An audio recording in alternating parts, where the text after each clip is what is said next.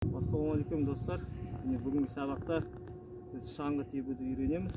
Ең бірінші шаңғыны таңдап алу керек. Нордвей деген шаңғы, бұл 2017 жылы алған спортмастерден.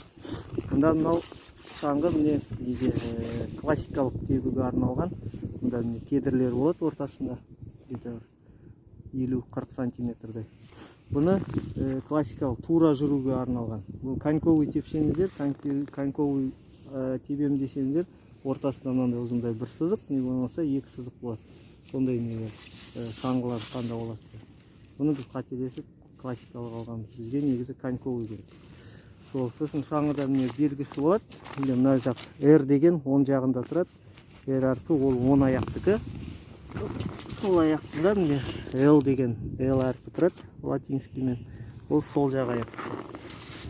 Шаңғының бірінші крепленияларын бәрін қарап аласыздар, тексеріп, тура келу керек.